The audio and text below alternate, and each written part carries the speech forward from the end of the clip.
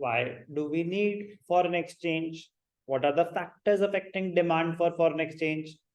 What are the factors affecting supply of foreign exchange? What is the relationship between exchange rate and the demand for foreign exchange? What is the relationship between exchange rate and supply of foreign exchange? So demand and supply.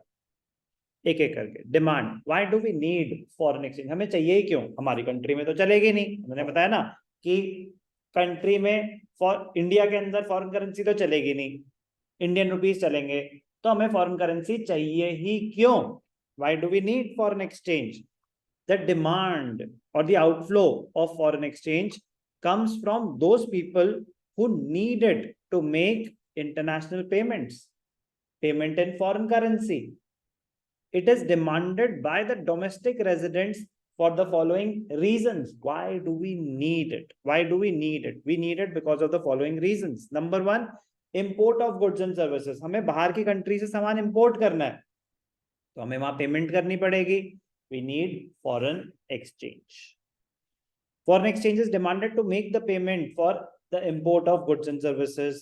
Tourism, आपको foreign countries में travel करना है, तो जिस country में travel करना है आपको उस कंट्री की करेंसी चाहिए.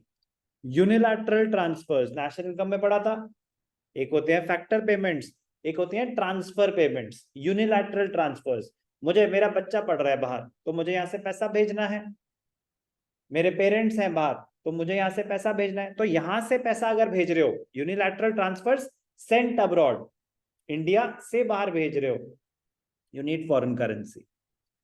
Purchase of assets in foreign countries, आपको बाहर की कंट्री में इन्वेस्ट करना है, प्रॉपर्टी में या फाइनेंशियल एसेट्स में, तो आपको फॉरेन करेंसी चाहिए.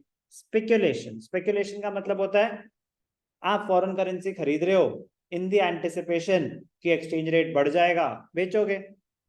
आप डॉलर खरीद के बैठे हुए हो, जैसे लोग गोल्ड खरीदते हैं इन दी एंटिसिपेशन की गोल्ड के रेट्स बढ़ जाएंगे, बेच देंगे. स्टॉक शेयर्स खरीदते हैं, तो ये सब स्पेकुलेटिव ट्रांजैक्शंस होती हैं.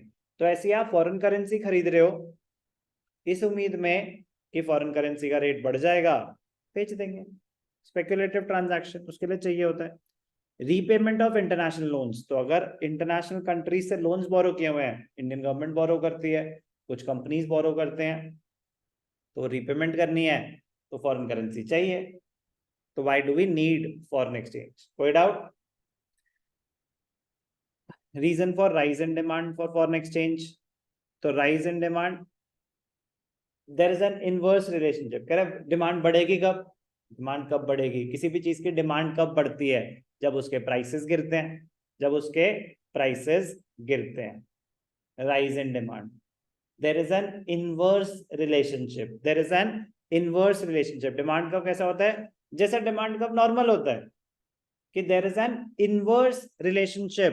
ध्यान से देखेंगे प्लीज, एक्स एक्सिस पे क्या आ रहा है, demand for foreign exchange, quantity आती है एक्स एक्सिस पे, वाई एक्सिस पे प्राइस आता है, तो यहाँ पे प्राइस क्या है, एक्सचेंज रेट.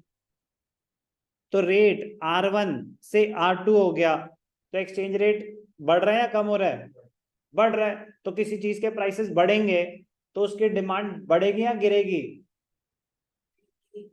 बढ़ेगी या गिरेगी. किसी चीज के प्राइसेस बढ़ रहे हैं तो उसकी डिमांड बढ़ेगी या गिरेगी, गिरेगी. किसी चीज के प्राइसेस बढ़ रहे हैं मतलब वो महंगी हो रही है, महंगी हो रही है तो मैं कम अफोर्ड कर पाऊंगा, तो गिरेंगे. तो A to B, Q1 to Q2, तो अगर एक्सचेंज रेट बढ़ा, R1 से R2 हुआ तो डिमांड गिरेगी, सस्ता हुआ तो डिमांड बढ़ेगी. तो there is an inverse relationship between what, between the exchange rate and the demand for foreign exchange. तो कब होगी डिमांड ज्यादा, जब गिरेगा, किसी भी चीज का प्राइस गिरेगा.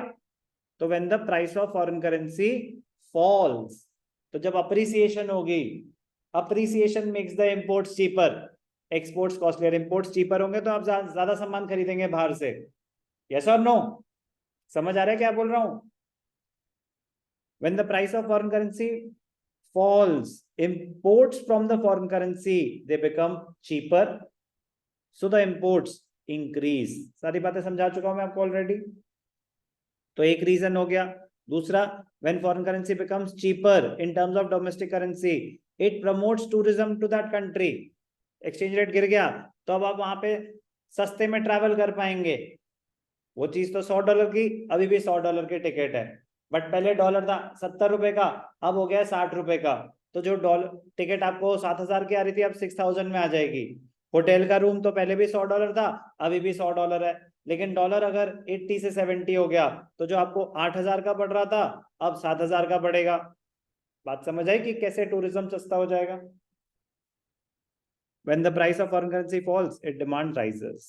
Speculative transaction हो, ये चीज गिर रही है, खरीद लो, आगे जाके रेट बढ़ जाएगा। Point, why do we need foreign exchange? And what is the relationship between the foreign exchange rate and its quantity demanded? Important है, clear? कोई भी डाउट?